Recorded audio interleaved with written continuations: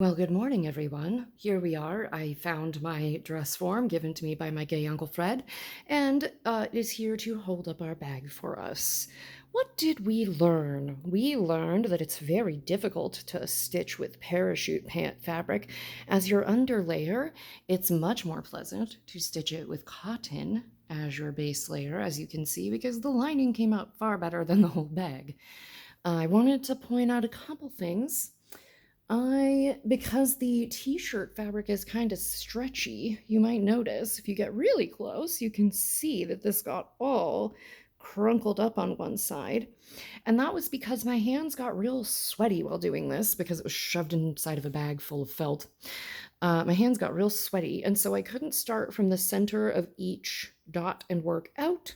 And so it all got crankled to one side. But that was where the stretchiness of the fabric saved me because it's t-shirt fabric, so it has a lot of four-way stretch to it. The inside, I will say, is still kind of a nightmare.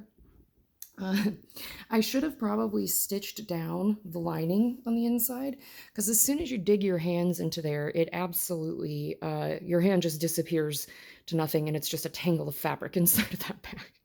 It was a poorly designed bag to start with.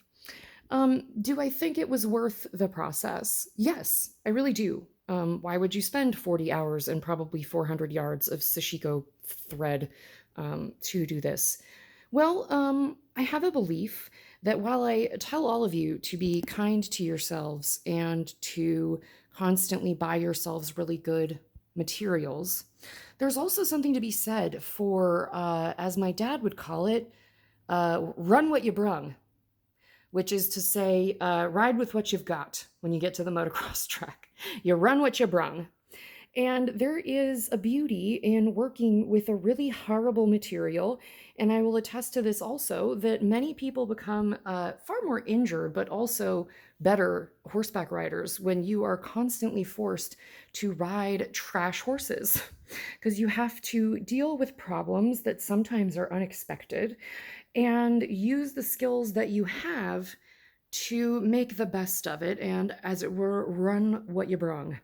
And so this was a run what you brung experience, and I just wanted to see if I could in fact make something better on its lifelong journey of being a terrible bag. And that's the Wabi-Sabi part of this. So the Sashiko, I think, came out really fun. I think this is the only superior fish pattern. This one is okay. The rest of the fish patterns, negligible. These two worth redoing. Anyway, I really, really appreciate you coming on this many, many week-long journey with me as I finished this wacky, wacky bag. And I do think that it is better than it was. Will I use this bag? The likelihood is no. Will I hang it somewhere people can see it? Probably. Because I did work hard on it and I had to tackle a lot of problems I don't know that I was prepared to. But I did in fact stitch something that is 100% hand stitched and hand joined, and it was hard, and now it's done.